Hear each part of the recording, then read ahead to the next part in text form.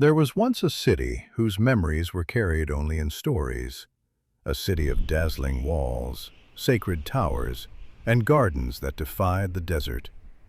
Today, we bring it back to life.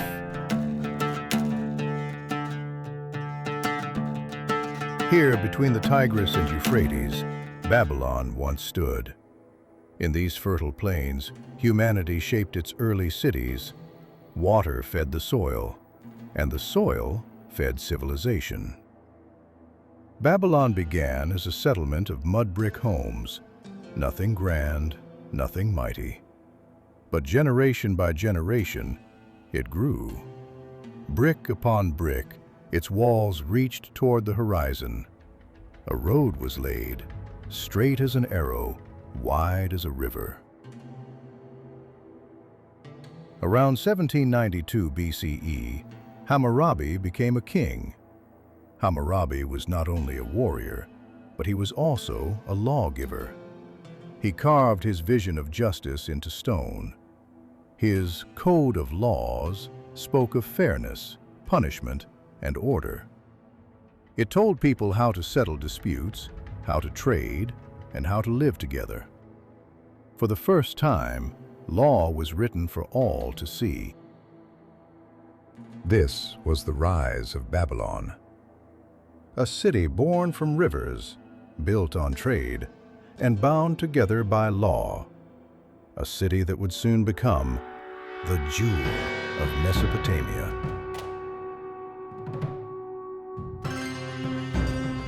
Centuries after Hammurabi, Babylon reached the height of its glory. This time, under Nebuchadnezzar II. His reign began in 605 BCE, and for nearly 40 years, he shaped Babylon into the jewel of the ancient world. Nebuchadnezzar was not only a king, he was a builder. He dreamed of a city that would stand as a symbol of power and glory. Here, during sacred festivals, thousands once gathered, following a path lined with creatures of myth and legend. And at the end of this road stood a sight few ever forgot, the Ishtar Gate, a monument of power, glazed in the deep blue of distant mountains, guarded by lions, bulls, and the serpent dragon, Mushusu. A terrifying beast from ancient Mesopotamian myths. It has scales, a snake's tongue, 2 horns, and a crest. Its back legs look like eagle claws, while its front legs look like a lion's. The Ishtar Gate led into the Processional Way, a grand street lined with walls and towers. During festivals, priests, soldiers, and citizens marched through, carrying statues of the gods. Music filled the air. The city became a stage, and the gate its curtain. To walk beneath its arch was to enter the heart of an empire. But deeper inside the city, legends whispered of wonders. Terraces rising above the ground, cooled by flowing water, alive with palm, cedar, and exotic blooms. A magnificent structure listed as one of the 7 wonders of the ancient world, the Hanging Gardens. Built by Nebuchadnezzar for his wife, Queen Amytis, they were a paradise in the desert, described as a remarkable feat of engineering. Picture it. Terraces of stone stacked high, filled with soil and trees. Palms swayed in the wind, vines spilled over the edges, and flowers bloomed in dazzling colors. Hidden machines lifted water from the river, carrying it up to the highest terraces. Streams trickled down, feeding the gardens. Birds sang in the branches, and the air was cool with shade. Water flowing like music, blossoms drifting in the air. The Hanging Gardens were a living monument to love, power, and human genius. In the heart of Mesopotamia, Nebuchadnezzar created a mountain of life. They were an engineering triumph, bending rivers to the will of kings.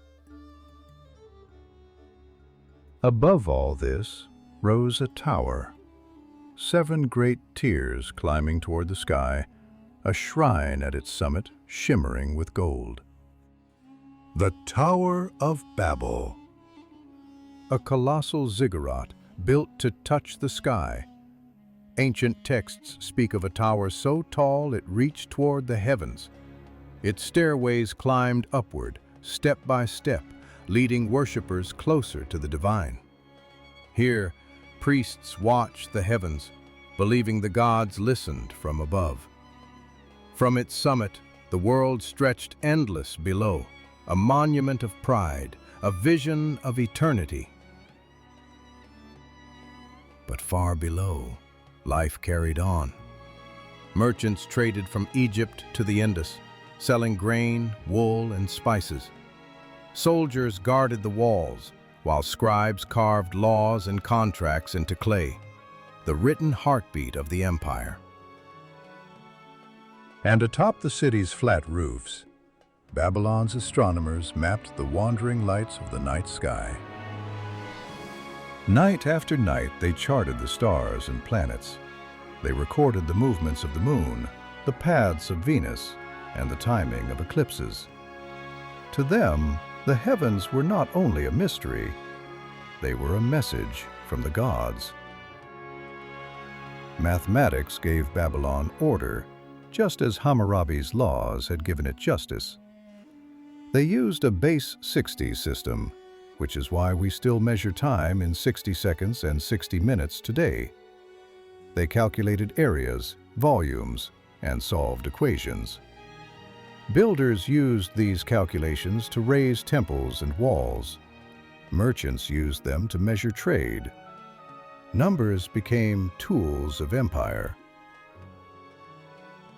But even the brightest cities dim, and Babylon began to fall.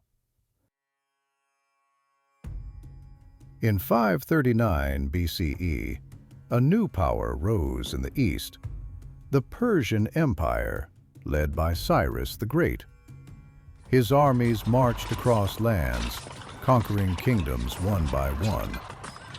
When they reached Babylon, the city faced a choice: resist or surrender. Ancient records tell us Babylon fell without a fight. The Persians diverted the river, slipping past the defenses. The mighty city that had once seemed eternal opened its gates. Cyrus declared himself king, and Babylon became part of a new empire. Nearly 2 centuries later, another conqueror arrived, Alexander the Great. In 331 BCE, he defeated the Persians and marched into Babylon. He admired the city, calling it one of the greatest he had ever seen. He planned to make Babylon his capital, a shining jewel of his empire. But fate intervened. Alexander died suddenly in Babylon, before his dream could be realized. Without his vision, the city began to fade even faster. The empire moved on, and Babylon was left behind. Over the centuries, Babylon passed from one empire to another: Seleucid, Parthian, Roman. Each ruler saw its ruins. Each empire used its land. But none restored its former glory. The city slowly crumbled, its walls broken, its temples abandoned. By the 1st century CE, Babylon was little more than ruins. The sound of carts, chants, and festivals had vanished. The city that had once been alive with ambition was now silent. Its glory had passed into memory. Today we remember Babylon not only for its monuments, but for what they stand for: a dream of greatness, a warning of pride. a mystery that still echoes through time. Babylon may be gone, but its legend is eternal. And this is only the beginning. If Babylon was the city of gardens and towers, what of Egypt, the land of pyramids? Join us next time as we uncover the secrets of ancient Egypt's monuments. Another story of wonder, ambition, and mystery. History Reimagined, only on Ancient Reborn.